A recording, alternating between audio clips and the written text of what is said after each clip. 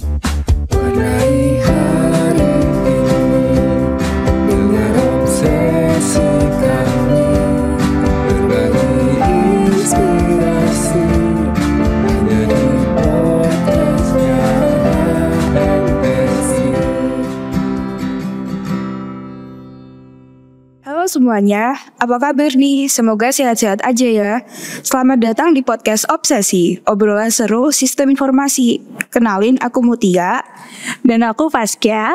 Pada episode ini, kita akan bahas suatu topik yang penting banget nih, yaitu self-awareness dan peran aktif dalam pencegahan kekerasan seksual di lingkungan kampus. Nah, untuk ngebahas topik sepenting ini, tentu aja kita nggak berdua doang. Hari ini kita ditemani tamu spesial yang kayaknya karena saking terkenalnya, satu sisfor pasti udah tahu semua nih. Untuk Pak Andre, mungkin boleh perkenalan dulu. Oke, terima kasih. Halo semua, nama saya Andre Parvian Aristio. Saya adalah dosen di Departemen Sistem Informasi, sekaligus jadi anggota Satgas PPKS ITS yang pertama. Terima kasih. Sebelumnya kami ucapkan terima kasih sebesar-besarnya kepada Pak Andre telah menyempatkan waktu buat jadi tamu Obsesi episode ini. Oke, kita langsung aja terjun ke topik kita mengenai kekerasan seksual. Selama ini kita kan familiar dan sering banget dengar kata-kata kekerasan seksual. Tapi sebenarnya apa sih Pak kekerasan seksual itu? Oke, ya kalau ngomong definisi panjang ya kekerasan seksual itu. Tapi yang jelas segala perbuatan yang merendahkan, menghina, melecehkan, dan atau menyerang tubuh dan atau fungsi reproduksi seseorang itu bisa masuk ke dalam ranah kekerasan seksual. Apalagi kegiatan atau tindakan tersebut itu ditambah dengan ketimpangan relasi kuasa. Nah, ini tambah lebih berat lagi gitu kan, karena ketika ada relasi kuasa dan korban itu terkena tindakan yang saya sebutkan tadi, mereka biasanya terserang secara psikisnya. Dan kalau terserang secara psikis itu jauh lebih susah sembuhnya daripada misal nih berantem gitu ya. Fisik itu kan selesai berantem gitu terus diobatin selesai gitu. Tapi kalau psikis itu nggak bisa gitu. Diobatinya nggak bisa kayak diobatin pakai obat merah terus selesai, itu nggak bisa gitu. Once mereka ke-trigger psikisnya lagi, mereka pasti akan traumanya timbul lagi. Makanya dari itu kekerasan seksual itu masuk ke dalam salah satu tindakan yang perlu diawasi dengan cukup seksama. Makanya Kemendikbud itu membentuk Satgas PPKS di setiap kampus baik perguruan tinggi negeri maupun swasta di Indonesia. Itu sih. Wah, jadi kan kekerasan seksual itu sangat bahaya ya, tapi kalau dipikir-pikir itu juga sesuatu yang sebenarnya juga udah salah gitu. Tapi kenapa ya itu masih bisa terjadi? Terjadi ya? Oke, terjadi itu jadi kalau KS itu banyak banget ya faktor yang menyebabkan kekerasan seksual itu bisa terjadi. Salah satunya mungkin kondisi atau keadaan di mana si pelapor ini berada pada kondisi dia udah tidak bisa berbuat apa-apa. Kayak misalkan aku kasih contoh nih ya, kayak asisten sama praktikan tuh. Nah, asisten tuh kan kayak punya kekuasaan lebih daripada mahasiswa biasa gitu kan. Paling nggak dia bisa ngatur jadwal praktikum, bisa ngasih nilai ke praktikan gitu. Nah, relasi kuasa itu salah satunya contohnya seperti ini. Nah, ketika misalkan si terlapor dalam hari korban ya, aku bilang korban aja, itu mengalami seperti ini, mereka pasti akan dilema. Di satu sisi mereka agak segan gitu kan, wah ini kakak tingkatku nih, sekaligus asisten dosen. Kalau aku misalkan berbuat sesuatu yang menurut dia atau menurut mereka itu nggak pas, aku bisa kacau nanti nilai praktikumku gitu. Nah, hal-hal kayak gitu tuh yang biasanya membuat kondisi kekerasan seksual itu terjadi gitu ya. Dan pengetahuan mereka terkait bagaimana kekerasan seksual, terus bagaimana pelaporan terhadap kekerasan seksual itu mungkin juga menyebabkan mereka akan segan untuk melapor gitu ya. Jadi bisa jadi nih ya, sebelum Satgas PPKS itu terbentuk, kasus-kasus kekerasan seksual itu sebenarnya udah banyak gitu kan. Cuman karena sivitas itu nggak ngerti bagaimana cara melakukan pelaporan segala macam, sehingga mereka akhirnya lebih permisif gitu. Nah, ketika kami terbentuk menjadi Satgas, kami jadi mengerti gitu ya bahwa ternyata sebelum Satgas itu kendalanya itu, sebelum ada Satgas ya, kendalanya itu seperti itu ternyata, bahwa korban ini susah mau melapor ke siapa. Di satu sisi dia malu misalkan ada kejadian gitu ya, di sisi lain dia takut bahwa dia salah dalam memberikan laporan kepada seseorang gitu, tapi malah kasusnya nggak selesai, malah dia terganggu terus secara psikisnya. Itu dulu sih. Kalau sekarang alhamdulillah karena ada Satgas PPKS ya, terutama di ITS, kita udah menangani beberapa kasus dan korbannya udah ditangani dengan cara yang tepat juga gitu. Mungkin dari kebanyakan kasus yang kita dengar, terutama aku, mayoritas korbannya itu seorang perempuan, Pak. Tapi sebenarnya kekerasan seksual itu bisa terjadi ke siapa aja sih, Pak? Ya, ini persepsi yang salah ya, kalau misalkan kita beranggapan bahwa korban kekerasan seksual itu harus selalu wanita. Tapi memang faktanya memang wanita itu paling banyak menjadi korban kekerasan seksual. Tapi bukan berarti sekali lagi bukan berarti cuma perempuan aja yang bisa jadi korban. Karena ambil contoh di kasus yang pernah kami tanganin gitu ya sebagai Satgas, itu nggak sedikit juga yang korbannya itu cowok gitu loh. Jadi memang gender itu tidak melulu wanita ya sekarang atau perempuan ya yang jadi sasaran korban kekerasan seksual, tapi menimpa cowok juga sih. Jadi stereotip itu mungkin harus mulai dihapus ya. Memang kalau perempuan itu image-nya kan makhluk yang lemah gitu ya. Jadi kayak mereka itu mudah banget terkena imbas dari relasi kuasa gitu. Ya, tapi perlu diketahui bahwa korban cowok juga nggak sedikit. Di lingkungan ITS sendiri tuh, kalau menurut Bapak, seberapa sering sih kasus kekerasan seksual itu terjadi? Waduh, ini disebutin nggak ya? Wah, kayaknya kalau disebutin ntar saya dihukum nih sama ketua Satgas PPKS ITS. Jadi kalau secara jumlah aku nggak bisa sebutin berapa gitu ya, tapi ya cukup banyak sih. Ya cukup banyak kasus yang terjadi, baik itu levelnya ringan, sedang, maupun ada yang berat juga gitu. Tapi ya komitmen kami sebagai Satgas harus menuntaskan itu semua sih dengan dan memberikan, kita kan nggak cuma melakukan tindakan kita juga punya kewajiban untuk melakukan tindakan pencegahan sih, selain melakukan penanganan gitu. Penanganan dan penindakan itu dilakukan setelah ada kejadian, tapi kami punya tanggung jawab juga untuk melakukan edukasi gitu ya, pengawasan, sehingga kasus KS itu tidak sampai terjadi gitu. Iya, ternyata banyak juga ya Pak kasusnya. Nah, terus kira-kira gimana tuh Pak cara untuk menghindari atau mencegah adanya kekerasan seksual, terutama di lingkup kampus? Ya, kalau menurut saya pribadi ya, berdasarkan kasus-kasus yang sudah kami tangani, yang paling penting itu adalah sebenarnya edukasi sih terkait bagaimana kekerasan seksual itu. Karena bagi mahasiswa terutama mungkin ya, itu mungkin nggak bisa membedakan tuh. Padahal kekerasan seksual bagi mereka, mohon maaf ya, ini aku agak direct nih.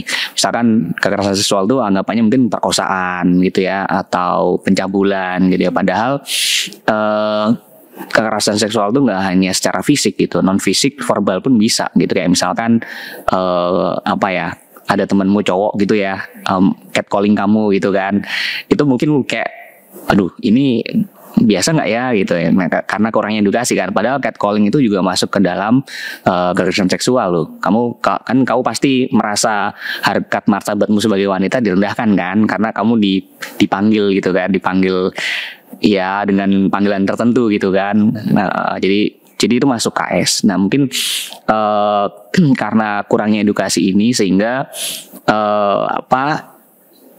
Sivitas itu bingung gitu, ini masuk KS nggak gitu ya, ini masuk KS atau tidak, sehingga mereka tidak menyadari baik terlapor maupun pelapor itu mereka tidak bisa menahan diri itu loh. Jadi itulah sebabnya KS itu bisa terjadi di mana saja, karena bagi mereka kayak ini ya, kayak pelaku nih misalkan melakukan catcalling, bagi mereka mungkin mereka nggak ngerti ya, aku berpositive thinking sih, mungkin mereka nggak ngerti bahwa catcalling itu masuk ke dalam KS. Bagi mereka, wah itu kan temanku sendiri ya, aku bercandain kan boleh nih, kita kan sering bercandaan gitu.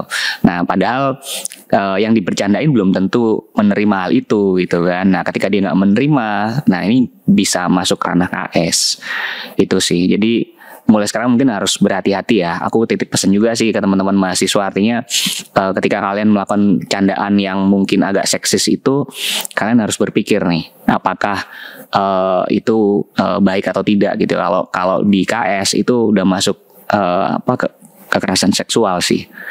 UU TPKS dia udah masuk gitu. Jadi kalian kalau misalkan melakukan itu, sekarang coba berpikir 2 kali gitu ya untuk melakukannya kepada teman sendiri gitu.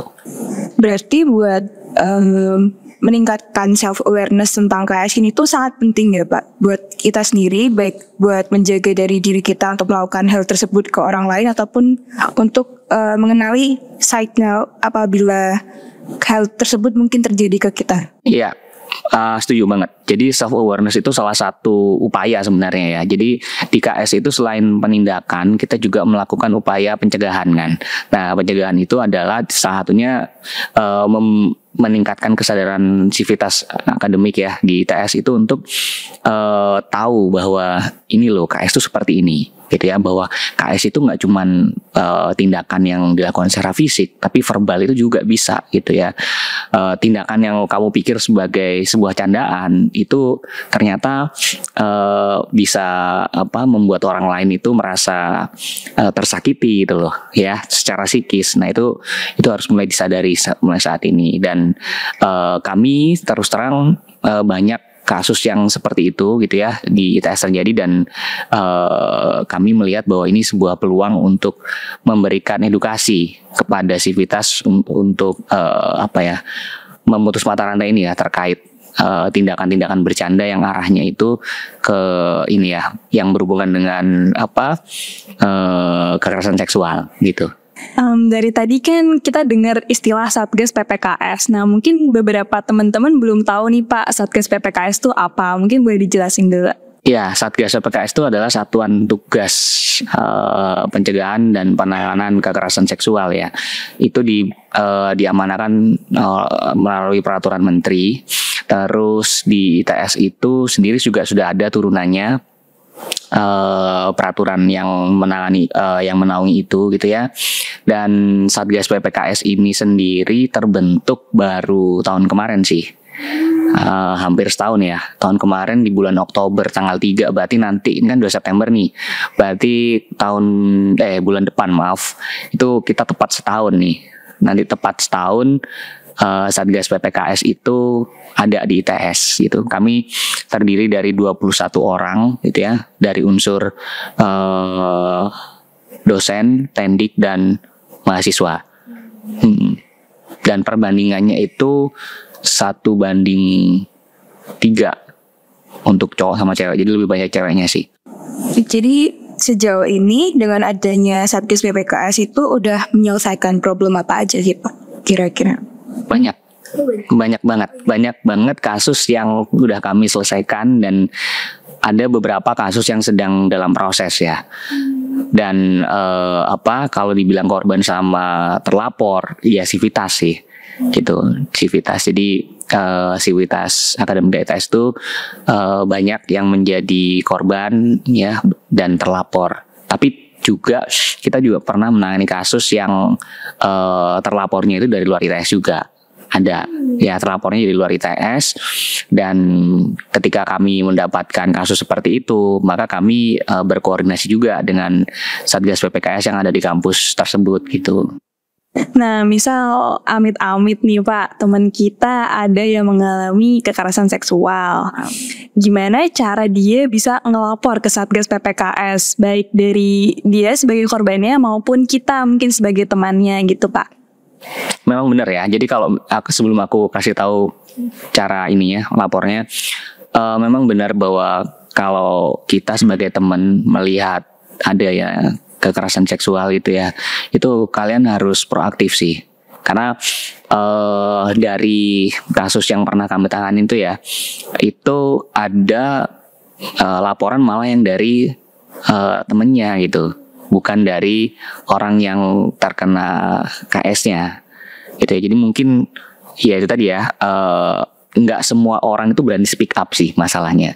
Begitu dia terkena KS itu kadang-kadang dia merasa bahwa lebih baik aku menyimpan ini sendiri gitu daripada nanti aku malu gitu kan. Nah ini penting banget harus disadari oleh mahasiswa ya, bahwa kalau kamu nggak speak up gitu ya, kita nggak akan pernah memutus rantai kekerasan seksual yang ada di ITS gitu. Jadi kamu harus berani speak up sih.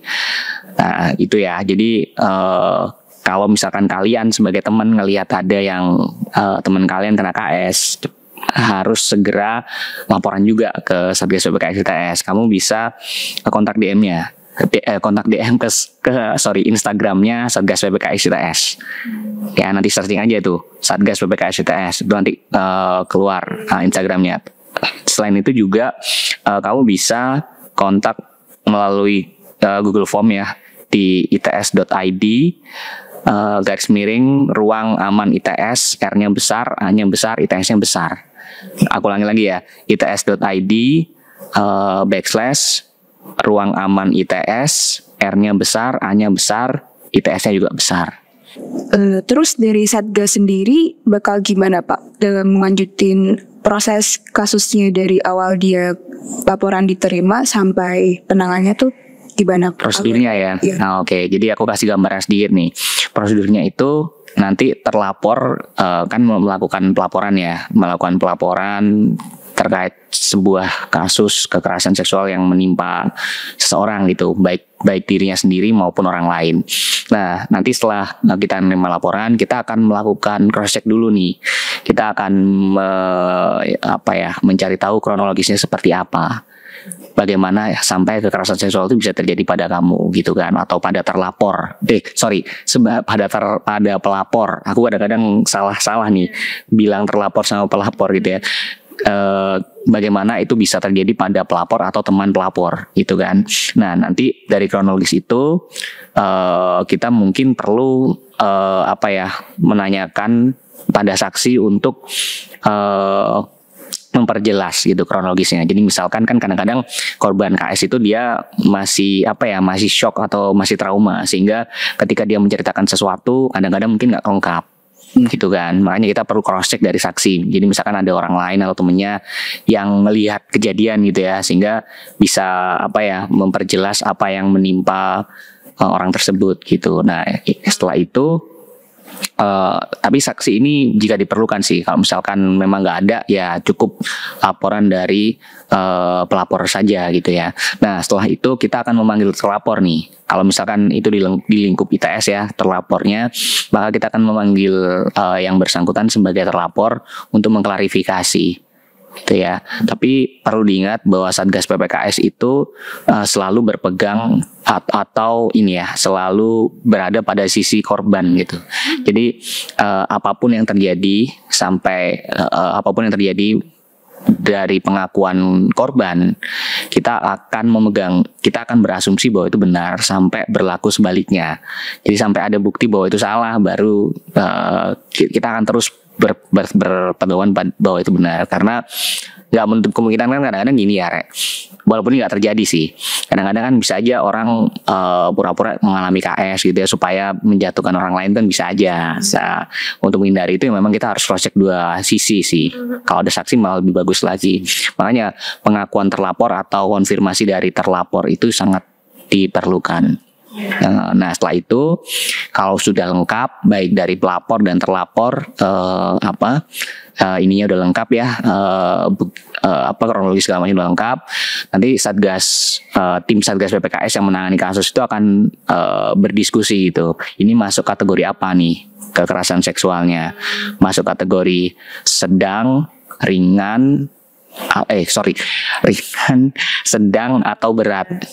Ya, nanti kalau masing-masing dari kategori itu atau level itu ada hukumannya sendiri sih, dan itu sudah tertuang pada peraturan rektor yang turunan dari UU DPKS itu. Jadi nanti yang memberi punishment itu bukan Satgas hanya memberikan rekomendasi yang ditujukan kepada pimpinan. Nah, nanti pimpinan yang akan memutuskan. Dengan proses yang seruntut itu, terkadang korban tuh masih enggan melapor. Jadi sebenarnya kerahasiaan pelapor tuh terjamin nggak sih Pak ketika ada laporan masuk gitu? Iya, kalau kami memang punya punya aturan. Jadi memang tidak boleh membocorkan identitas baik korban maupun pelaku sih. Jadi kalau kamu tanya apakah rahasia terjamin, ya terjamin harus, karena kami punya kode etik terkait itu gitu ya. Jadi pasti terjamin, dan bahkan sampai terakhir pun ya, sampai di pimpinan pun nanti ketika punishment gitu ya, dia yang tahu ya cuman Satgas PPKS yang menangani kasus. Jadi tadi kan aku cerita nih ada 21 orang kan. Nah, kalau ada satu kasus itu nggak 21-nya turun semua. Jadi ada minimal ada 3 lah ya. Satunya ketua, satunya anggota, satunya ada psikolog yang mendampingi gitu. Ada yang psikolog yang mendampingi. Nah, jadi nggak semuanya pun ngerti gitu kasusnya. Bahkan kami Satgas pun juga hanya tahu kasus yang kami tangani gitu ya. Pada kurun waktu tertentu gitu ya, kita akan membahas semua kasus yang pernah ditangani. Cuman nama terus dari departemen apa itu nggak disebut. Cuman kasusnya kita jelaskan ya, supaya untuk database kita sih. Untuk database kita, tapi siapa-siapanya itu anonim. Oke. Kayaknya udah jelas banget ya info dari Pak Andre yang udah kita dengar. Jadi kalau misal kalian lapor ke Satgas itu aman banget. Pokoknya jangan ragu dan jangan takut buat langsung menghubungi kontak Satgas PPKS yang seperti udah dijelasin Pak Andre sebelumnya. Bisa di Instagram @satgasppks.its. Wah, gak kerasa kita udah di penghujung obrolan. Udah banyak banget nih yang kita obrolin. Apakah ada closing statement dari Pak Andre? Ini ya, aku mengimbau kepada semua sih, kepada mahasiswa sistem informasi ya, khususnya, dan kepada seluruh sivitas ITS pada umumnya yang mungkin mendengarkan podcast ini gitu ya. Kalau misalkan kalian tertimpa atau terkena KS, atau kalian melihat teman-teman kalian atau ada orang yang terkena KS di lingkungan ITS, jangan ragu-ragu untuk speak up gitu ya. Sekali lagi, keberanian kalian itu sangat penting bagi kami semua ya, Satgas PPKS ITS, untuk bisa menangani kasusnya gitu ya, dan sekaligus memutus rantai kekerasan seksual yang ada di ITS gitu. Karena kalau nggak ada laporan dari kalian, kita juga nggak bisa menindaklanjuti nih, itu masalahnya. Jadi kalau cuma sekedar isu-isu gitu ya, oh di sini di departemen X nih ada KS korbannya ini, kita cuma dengar gitu. Tapi kalau nggak ada laporan, kita juga nggak bisa bertindak gitu. Itu penting banget sih. Oke, baik, sekian dari episode kali ini. Sekali lagi terima kasih sebanyak-banyaknya kepada Pak Andre udah mau datang ke podcast kali ini. Obrolannya benar-benar seru dan insightful banget. Nah, buat teman-teman semua, jangan lupa dengerin episode seru kita yang lain melalui Spotify Obsesi Podcast dan juga YouTube Layar HMSI. Jangan lupa juga buat follow sosmed kita di Instagram yaitu @hmsi_its, Twitter dengan username yang sama yaitu hmsi_its, dan line kita di HMSI ITS. Mungkin segitu aja dari aku sama Muti. Sampai jumpa di Obsesi episode berikutnya. Have a nice day. Dadah.